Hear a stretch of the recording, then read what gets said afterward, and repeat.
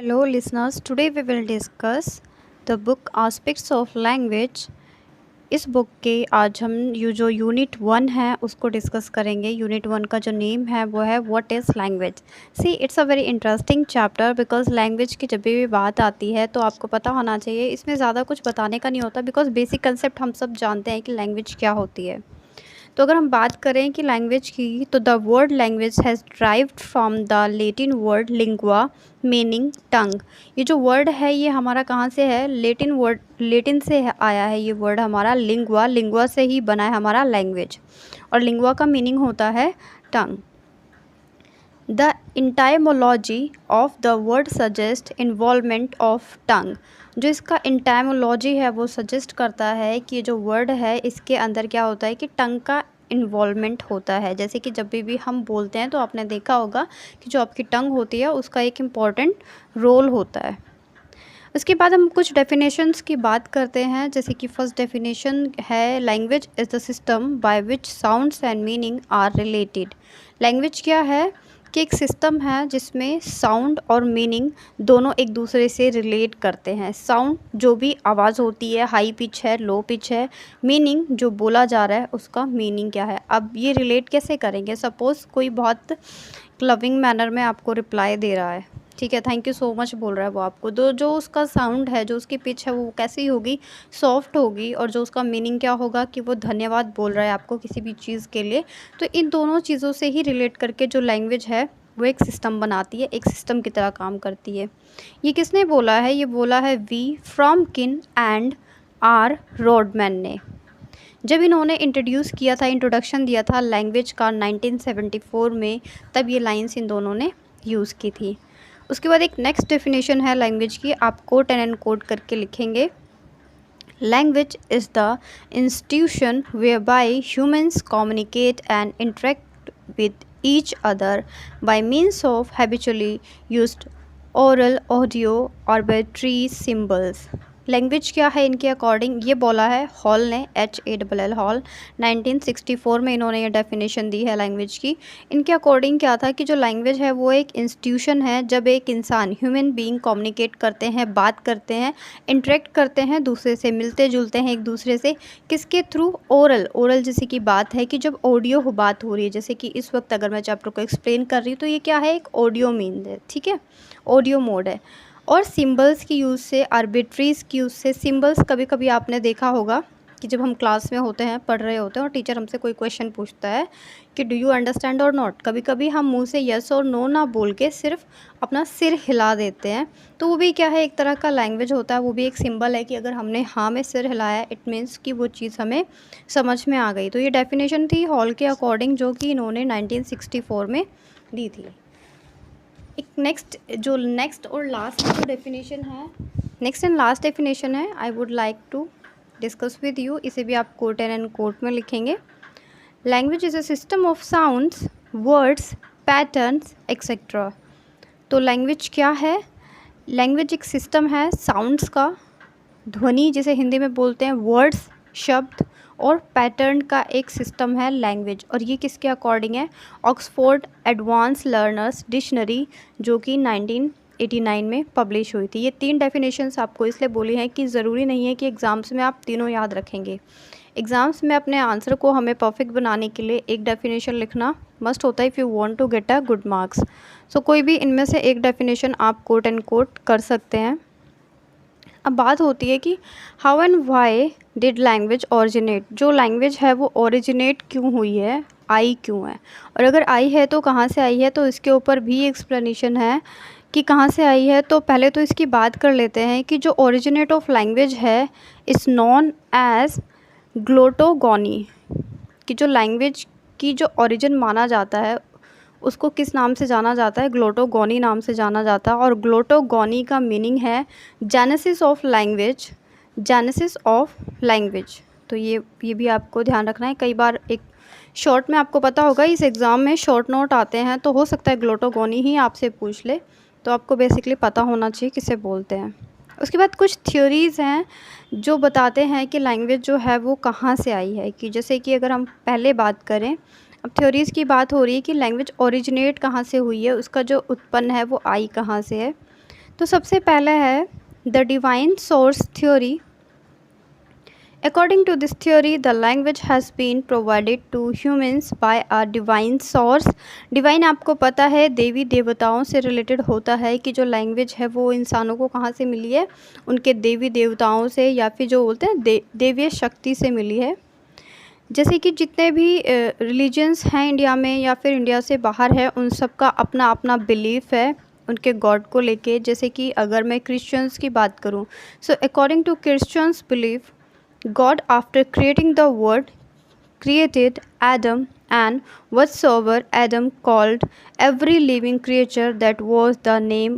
तो इन्होंने यहाँ पे क्या बोला है कि जो सबसे पहले, अगर क्रिश्चियनिटी की बात की है तो उनका था कि गॉड ने सबसे पहले किसको बनाया, एडम को बनाया। आपने सुना होगा एडम और ईव के बारे में, तो सबसे पहले एडम को बनाया।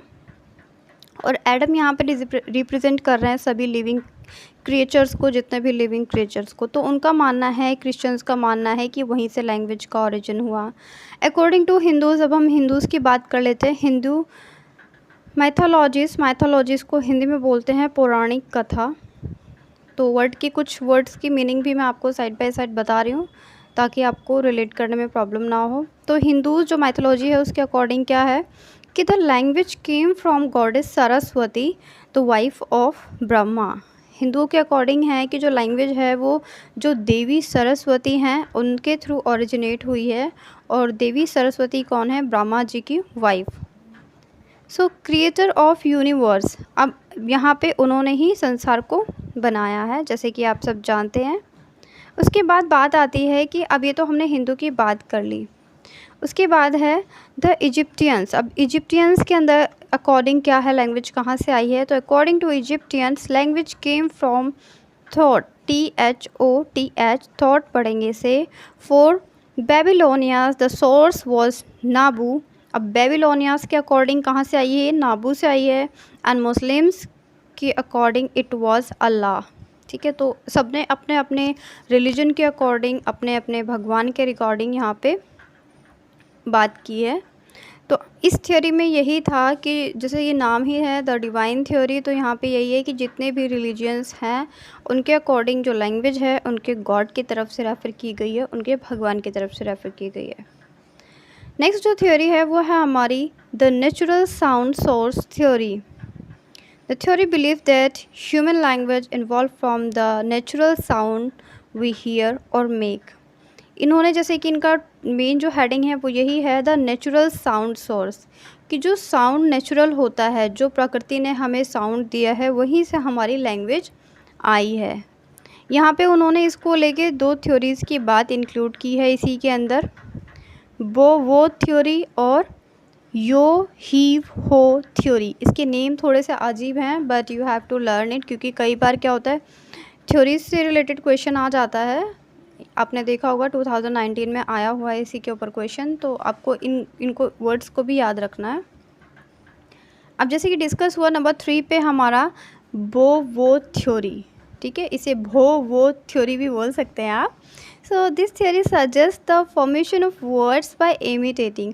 ये थ्योरी बोलती है कि जो फॉर्मेशन ऑफ वर्ड है, जो शब्द कैसे बने हैं, नकल से बने हैं। इमिटेशन मतलब किसी चीज़ की नकल करना, लाइक वो। अब यहाँ पे इन्होंने बात की, एक छोटी सी बात है, imitation natural sounds also known as onomatopoeia. So onomatopoeia क्या होता है कि जब नेचुरल साउंड को इमिटेट किया जाता है तो उसे ओनोमेटोपिया बोलते हैं। जैसे कि वो, काव काव, कुकड़ू, बज़, हिज, रैटल, स्नीज़। ये जो आवाज़ है आपने देखा होगा, जो कुत्ता है वो भाव भाव करता है, फिर काव काव जो क्रो है आपका करता है। तो जो नेचुरल साउंड्स का इमिटेशन है उसे ओनोमेटोपिया बोला जाता है। सो इस वर्ड को आपको ध्यान रखना है। तो इनके अकॉर्डिंग यही था। उसके बाद लेकिन ये लोग कब क्रिटिसाइज़ किए गए, जब कुछ ऐसे वर्ड सामने आए जो नहीं हो पा रहे थे इनके अकॉर्डिंग, जैसे कि failed to give a logical explanation about the origin of the name of soundless object. ये लोग कब क्रिटिक्स में आए, जब ऐसे ऑब्जेक्ट्स के एग्जांपल्स दिए गए जिनका कोई साउंड नहीं है, जैसे कि वुड हो गया, स्टोन हो गया, आप एग्जाम्पल के लिए चेयर ले सकते हैं, या एब्स्ट्रैक्ट चीज़ें जो दिखाई नहीं दे रही हैं, लव हो गया, आइडियाज़ हो गए, ट्रूथ हो गया, सच हो गया, हैप्पीनेस हो गया। After all languages not simply, यहाँ पे यही बोला गया है कि ये सारे वर्ड्स के लिए आप अगर ये बोलें कि जो लैंग्वेज है वो नेचुरल चीज़ों की इमिटेशन है, सो ये पॉसिबल कैसे हो पाएगा, क्योंकि हम ऐसे एग्जांपल्स दे दिए जैसे वुड, स्टोन, लव, आइडियाज़ के एग्जांपल्स दे दिए।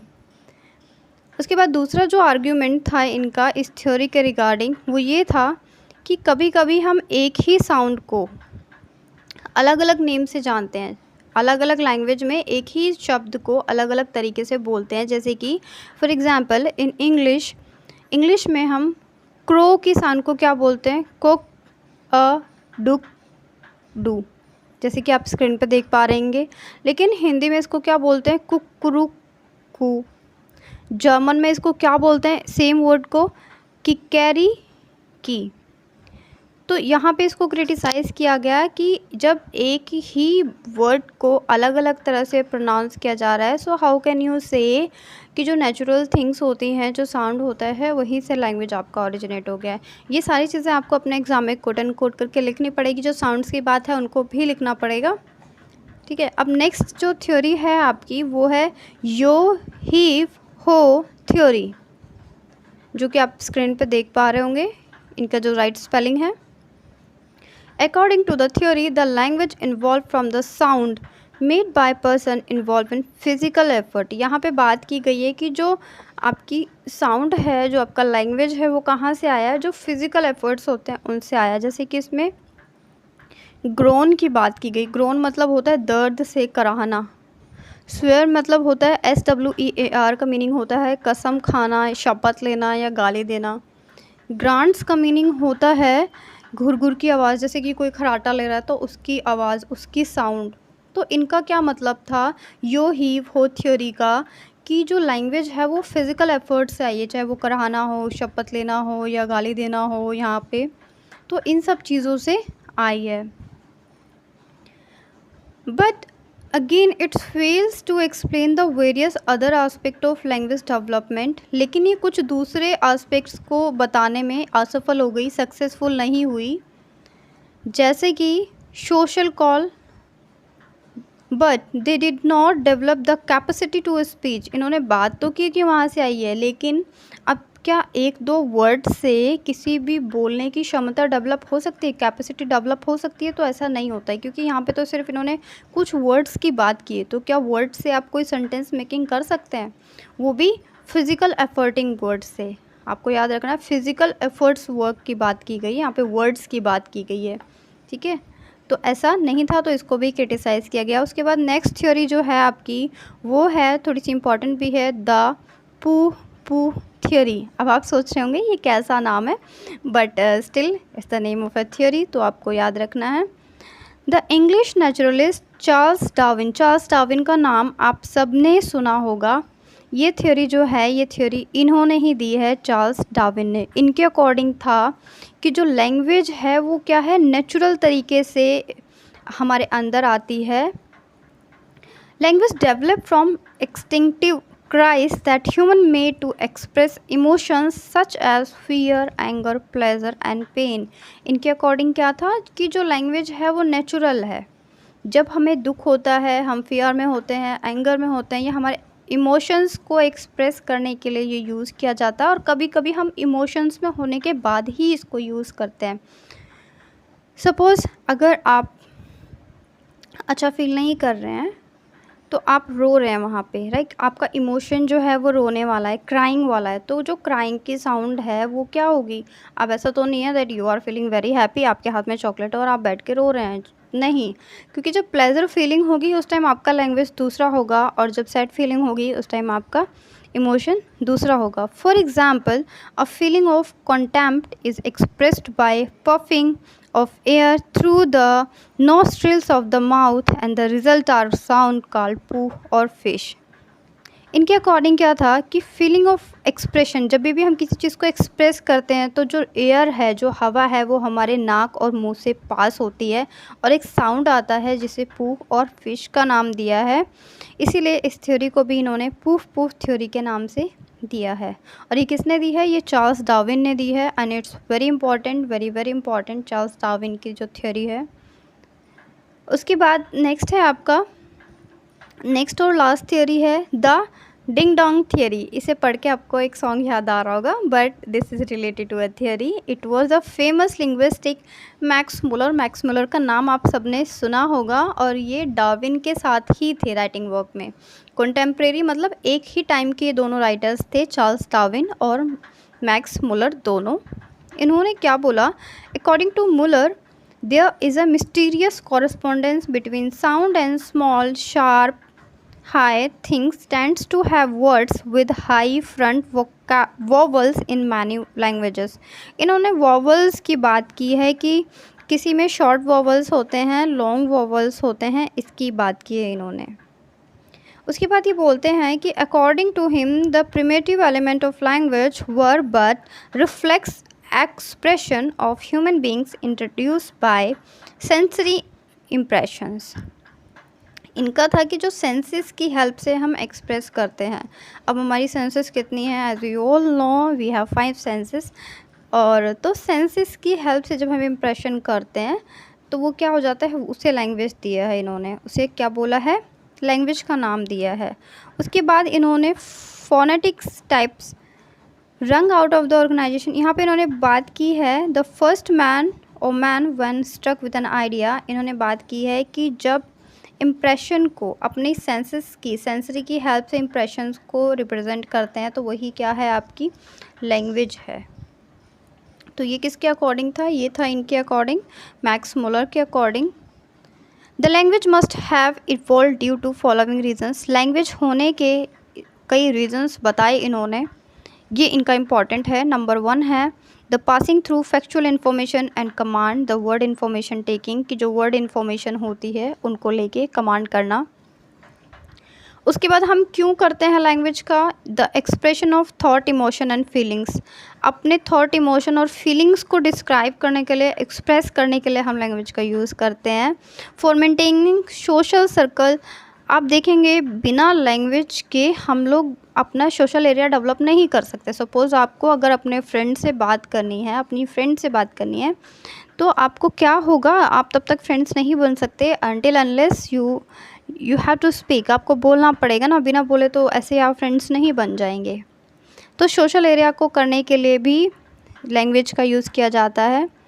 उसके बाद बात की है कि एस्थेटिक पर्पस लाइक पोइट्री। अब पोइट्री का रिप्रेजेंटेशन जो होता है उसका लैंग्वेज से बहुत रिलेशन होता है, तो उसके लिए for psychological reason for relieving nervous tension.